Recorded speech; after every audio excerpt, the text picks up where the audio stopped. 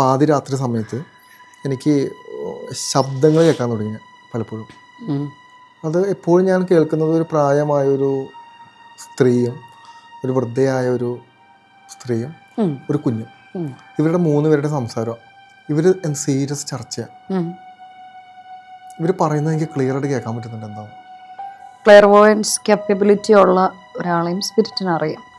അവരുടെ അടുത്ത് പോയി നിന്ന് സംസാരിച്ചു കഴിഞ്ഞാൽ അല്ലെങ്കിൽ അവരുടെ അറ്റൻഷൻ കിട്ടിക്കഴിഞ്ഞാൽ പല രൂപങ്ങളെ ഒരു പക്ഷേ ഒരു കറുത്ത രൂപം പോലെയോ അല്ലെങ്കിൽ മറ്റെന്തെങ്കിലും ഒരു വെളുത്ത രൂപം പോലെയോ രൂപങ്ങളോ എല്ലാം ഇങ്ങനെ കാണുന്നതും, ഒരു പക്ഷേ നമ്മൾ കിടക്കുന്ന സമയത്ത് നമ്മുടെ കട്ടിലിന് അരികത്ത് ഒരാൾ വന്നിരിക്കുന്ന സമയം, അല്ലെങ്കിൽ നമ്മൾ കരയുന്ന സമയത്ത്.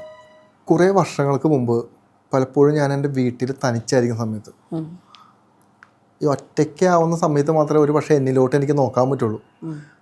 അല്ലാത്തപ്പോൾ മൊത്തം ചുറ്റും വള്ളികളായിരിക്കും. നമ്മളിലോട്ട് നോക്കാനുള്ള സമയമൊന്നും കിട്ടില്ല. എല്ലാം നോക്കിക്കഴിഞ്ഞാൽ എനിക്ക് സന്ധ്യയോ. പലപ്പോഴും ഞാൻ തമാശ രൂപേണ പറഞ്ഞ പാതിരാത്രി സമയത്ത് എനിക്ക് ശബ്ദങ്ങൾ കേൾക്കാൻ തുടങ്ങി പലപ്പോഴും. അത് എപ്പോഴും ഞാൻ കേൾക്കുന്നത് ഒരു പ്രായമായൊരു സ്ത്രീയും ഒരു വൃദ്ധയായ ഒരു സ്ത്രീയും ഒരു കുഞ്ഞും. ഇവരുടെ 3 പേരുടെ സംസാരം. ഒരു വട്ടം ഞാൻ വിചാരിച്ചു എൻ്റെ തോന്നലാണെന്ന്. ഞാൻ എപ്പോഴും പറയുന്നൊരു കാര്യം, ഇത്തരത്തിലുള്ള തോന്നലെല്ലാം ഹാലൂസിനേഷൻ ആണെന്ന് ഞാൻ എല്ലാവരോടും പറയാറുണ്ട്. ഹാലൂസിനേഷൻ ആണോ ചെക്ക് ചെയ്യണം, ഹാലൂസിനേഷൻ ചെക്ക് ചെയ്യണം. അപ്പോൾ ഞാൻ എന്നിൽ ഇത് സംഭവിക്കുമ്പോഴും ഞാൻ ചെക്ക് ചെയ്യും, ഇത് ഹാലൂസിനേഷൻ ആണോ. രാത്രി ഒരു പർട്ടിക്കുലർ ടൈമിലാണ് ഞാൻ ഈ ശബ്ദം കേൾക്കുന്നത്. ഇവർ സീരിയസ് ചർച്ചയാണ്. ഇവർ പറയുന്നത് എനിക്ക് ക്ലിയർ ആയിട്ട് കേൾക്കാൻ പറ്റുന്നുണ്ട്. എന്താണ് ഞാൻ ആദ്യം എഴുന്നേറ്റു. ഞാൻ അപ്പുറത്തെ വീട്ടിൽ നിന്ന് എങ്ങാനാണെന്ന് പറയാൻ വേണ്ടി ഞാൻ മൊത്തം ചുറ്റി നടക്കാം. ആരുമില്ല, പാതിരാത്രിയാണ്. ഇനി ടെറസിൻ്റെ മുകളിൽ കയറി നോക്കി. അപ്പോൾ ടെറസിൻ്റെ മുകളിൽ നമുക്ക് ചുറ്റും നിരീക്ഷിക്കാമല്ലോ. എവിടെ നിന്നുമില്ല. മണ്ണിൻ്റെ അടിയിൽ നിന്നാണോ ഇതുമല്ല. അപ്പോൾ ഞാൻ വിചാരിച്ചു, ഈശ്വര, ഇനി ഉറക്കത്തിൽ നിന്ന് എഴുന്നേൽക്കുമ്പോൾ നമുക്ക് സാധനം കിട്ടുമല്ലോ. പിന്നെയുള്ള ദിവസങ്ങളിൽ ഇതന്നെ അവസ്ഥ. ഞാൻ വിചാരിച്ചു പാടി. ഇപ്പോഴല്ല കേട്ടോ, സ്പിരിച്വാലിറ്റിയിലേക്കൊക്കെ കടക്കുന്നതിൻ്റെ ഒരു തുടക്ക സമയത്താണ്. നമ്മൾ ഒരിക്കലും നമ്മളെ തേടി ഇത്തരത്തിലുള്ള അതീന്ദ്രിയമായ കാര്യങ്ങളൊന്നും തേടി വരുന്നുള്ള ചിന്തയൊന്നും എനിക്കില്ല അന്നത്തെ കാലഘട്ടത്തിൽ. നമ്മൾ സമാധാനം വേണം, പീസാവണം, ഇത്രയേ ഉള്ളൂ നമ്മുടെ ആഗ്രഹം. ഞാൻ പണ്ട് കപ്പൂച്ചിൽ സഭയിലൊക്കെ പോയി തോറ്റ് തുന്നമ്പാടി വന്ന ഒരാളാണ് ഞാൻ. അപ്പോൾ പിന്നെ നമ്മൾ അതൊക്കെ വിട്ട്, നമ്മളിങ്ങനെ ജീവിക്കുക, ഇങ്ങനെ കടം കയറി മരിക്കുക എന്നുള്ളൊരു ബോധം മാത്രമേ ഉള്ളൂ. അപ്പോഴാണ് ഇത്തരത്തിലുള്ള അനുഭവങ്ങൾ വരുന്നത്. അപ്പോൾ ഞാൻ പലപ്പോഴും ഇതിങ്ങനെ കേൾക്കാൻ തുടങ്ങി. ഇവരുടെ തമ്മിലുള്ള സംസാരം, ഇവരെന്തോ പറയുന്നുണ്ട്, ഇവരിരുന്ന് കമ്മ്യൂണിക്കേറ്റ് ചെയ്യുന്നുണ്ട്. ഞാൻ വളരെ സൂക്ഷിച്ച് നോക്കി. അതിങ്ങനെ ഞാൻ എൻ്റെ ശ്രദ്ധ കൊടുക്കും തോറും എഴുന്നേറ്റിരിക്കുക. ഉറക്കത്തിലും നല്ല സംഭവിക്കുന്നത്, എഴുന്നേറ്റിരിക്കുമ്പോഴേ കേൾക്കുന്നത്. ഞാനിപ്പോൾ ഇങ്ങനെ ഇരിക്കുന്ന വഴിക്ക് ഇങ്ങനെ കേൾക്കാൻ തുടങ്ങും. ഈ ഒരു സൈഡിൽ ഒരു 100 മീറ്ററിൽ ഒരു 25-200 മീറ്ററിൻ്റെ ചുറ്റളവിലാണ് ഈ ശബ്ദം എനിക്ക് കേൾക്കാൻ പറ്റുന്നത്. അതിന് ഏത് സൈഡിൽ പോയി തന്നെ എനിക്ക് കേൾക്കാൻ പറ്റും. അപ്പോൾ ഇവർ പലപ്പോഴും പറയുന്നത് അതല്ല, അത് ചെയ്യണമായിരുന്നു, നമുക്ക് ചെയ്യാൻ പറ്റില്ല, എന്തോ ഒരു കാര്യം ചെയ്യാൻ പറ്റില്ല എന്ന് പറയുന്നത് ഇവർ. ഇതെനിക്കുണ്ടായൊരു അനുഭവം. സത്യം പറഞ്ഞാൽ പിന്നെ ഇതിൻ്റെ പുറകെ പോയില്ല. ഇത് കുറേ നാളുകൾ ഞാൻ കേട്ടു. ഒരു 2-3 മാസത്തോളം ഞാൻ ഈ ശബ്ദം കേട്ടുകൊണ്ടേയിരുന്നു. അന്നൊരു പക്ഷേ എനിക്കത് കൃത്യമായിട്ടൊരു ഇതെന്താണ് സംഭവിക്കണം എന്നുള്ളൊരു ഗൈഡൻസ് എടുക്കാനോ. ഇപ്പോൾ എനിക്കറിയാം, ഞാനിപ്പോൾ തെറാപ്പി ചെയ്യുന്നതുകൊണ്ടും ഇത്തരത്തിലുള്ള മേഖലയിൽ നിൽക്കുന്നതുകൊണ്ടും എൻ്റെ അടുത്ത് ഒരാൾ വന്നു പറഞ്ഞാൽ ഞാൻ ആദ്യം ചോദിക്കുന്നത് ഹാലൂസിനേഷൻ ആണോ, ഡ്രീമിംഗ് ആണോ, നിങ്ങളുടെ തോന്നലാണോ, അല്ലെങ്കിൽ എന്താണ് തെളിവ്. ശരി, നിങ്ങൾക്ക് റിയാണെന്ന് തോന്നി, എന്താ തെളിവ്, കണ്ടിന്യൂഷൻ കേൾക്കുന്നുണ്ട്. ഇത്തരത്തിലുള്ള ക്വസ്റ്റ്യൻസ് എനിക്കറിയാം. ഞാൻ പോയി പറഞ്ഞാലും ഒരാൾ എൻ്റെ അടുത്ത് ഇങ്ങനെ സംസാരിക്കുള്ളൂ. എന്തുകൊണ്ടായിരിക്കാം? ഞാനിപ്പോൾ എൻ്റെ ഒരു അനുഭവം പറഞ്ഞത്, ഇത്തരത്തിലുള്ള ശബ്ദങ്ങൾ കാണുന്ന, ഹാലൂസിനേഷൻ അല്ലാത്ത, തോന്നലുകളല്ലാത്ത, സ്വപ്നങ്ങളല്ലാത്ത, വളരെ ബോധത്തോടെ ഇരിക്കുമ്പോൾ ഇത്തരത്തിലുള്ള ശബ്ദങ്ങൾ നിരന്തരം കേട്ടുകൊണ്ടിരിക്കുകയും പല രൂപങ്ങളെ ഒരു പക്ഷേ ഒരു കറുത്ത രൂപം പോലെയോ അല്ലെങ്കിൽ മറ്റെന്തെങ്കിലും ഒരു വെളുത്ത രൂപം പോലെയോ രൂപങ്ങളോ എല്ലാം ഇങ്ങനെ കാണുന്നതും, ഒരു പക്ഷേ നമ്മൾ കിടക്കുന്ന സമയത്ത് നമ്മുടെ കട്ടിലിന് അരികത്ത് ഒരാൾ വന്നിരിക്കുന്ന സമയം, അല്ലെങ്കിൽ നമ്മൾ കരയുന്ന സമയത്ത്. ഞാനത് പലപ്പോഴും അനുഭവിക്കാറുണ്ട്. ഈ സാധനം നമ്മളിങ്ങനെ വീട്ടിലേക്ക് ഇരുന്ന്, ഇപ്പോൾ ആൾക്കാർ വിശ്വസിക്കുന്നില്ല കരയുമെന്ന് പറയുമ്പോൾ, നന്നായി കരയും കേട്ടോ. ഒറ്റയ്ക്കായിരിക്കുമ്പോൾ മാത്രമേ ഉള്ളൂ, ഇതൊന്നും പുറത്ത് കാണിക്കില്ല. നമ്മുടെ ഇമോഷൻ എപ്പോഴും നമ്മൾ കരഞ്ഞ് കളയണം എന്നുള്ളതാണ് സൈക്കോളജി. അല്ലെങ്കിൽ നമ്മുടെ ബോഡിയിൽ പലപ്പോഴത്തെ അത് പല ഇഷ്യൂസ് നമുക്ക് ഉണ്ടാക്കും. നമ്മൾ ഇമോഷൻ ഒഴിക്കുമ്പോൾ ഉള്ളിൽ വെച്ചുകൊണ്ടിരിക്കുന്നത്. ആണുങ്ങൾക്കും കരയാം, പെണ്ണുങ്ങൾക്കും കരയാം. പുരുഷൻ കരയാൻ പാടില്ല എന്നുള്ള തത്വമൊന്നുമില്ല, അങ്ങനെയാണല്ലോ പറഞ്ഞ് പഠിപ്പിക്കുന്നത്. അപ്പോൾ പലപ്പോഴും ഞാൻ എൻ്റെ വീട്ടിലേക്ക് ഒറ്റയ്ക്ക് ഇരിക്കുന്ന സമയത്ത്, രാത്രി സമയത്തൊക്കെ നമ്മൾ ഭയങ്കര ഇമോഷണലി വീക്കാവുമല്ലോ. ഇമോഷണലി വീക്കായിരുന്ന സമയത്ത് നമുക്ക് പലപ്പോഴും ഒരു പ്രസൻസ് അങ്ങ് ഫീൽ ചെയ്യും. നമ്മളെ ആശ്വസിപ്പിക്കുന്ന പോലെ നമ്മോട് വേണ്ട പോട്ടെ, അതൊക്കെ നാളെ ശരിയാവും, ഒരു കുറച്ച് നേരത്തെ കാര്യമുള്ളൂ.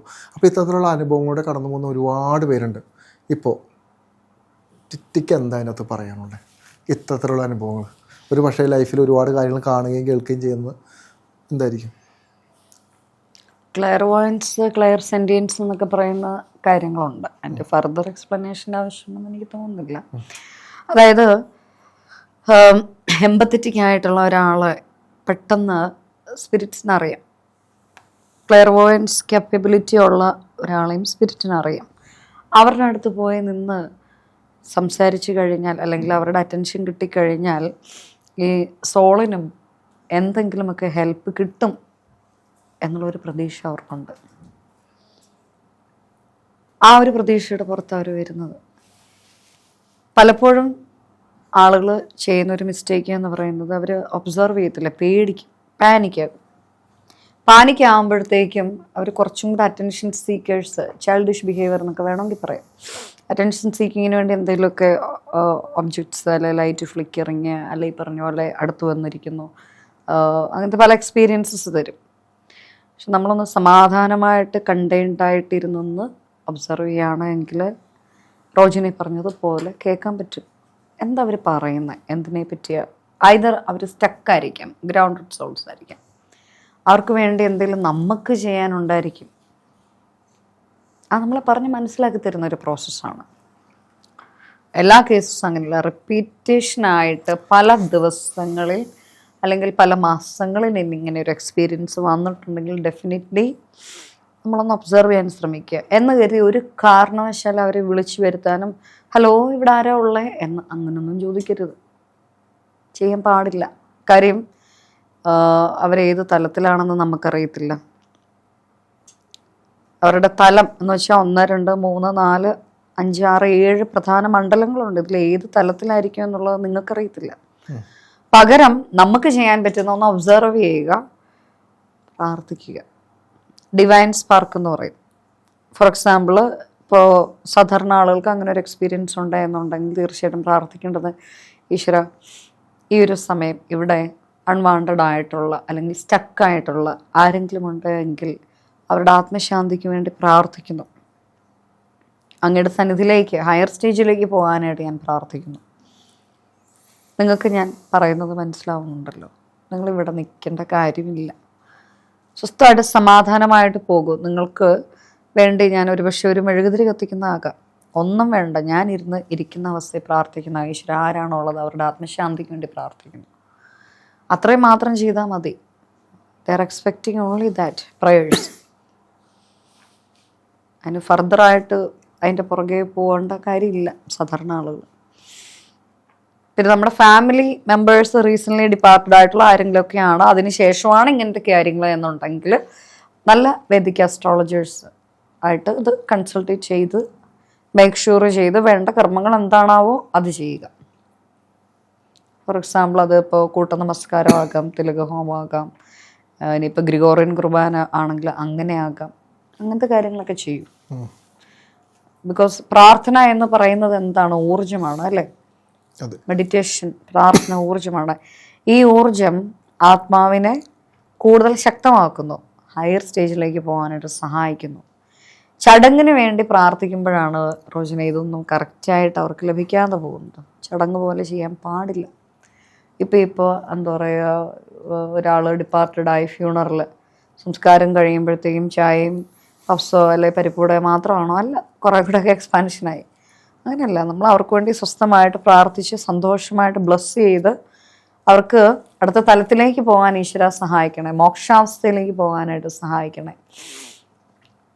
നമ്മൾ പർഗൈറ്ററി സ്റ്റേജ്, ശുദ്ധീകരണ സ്ഥലത്ത് കടന്നു പോകാതെ ഹയർ സ്റ്റേജിലേക്ക് പോകാനായിട്ട് പ്രാർത്ഥിക്കണേ, സഹായിക്കണേ എന്നാണ് നമ്മുടെ പ്രാർത്ഥന. നമ്മുടെ പ്രയർ അതായിരിക്കണം. അത്ര മാത്രം ചെയ്താൽ മതി.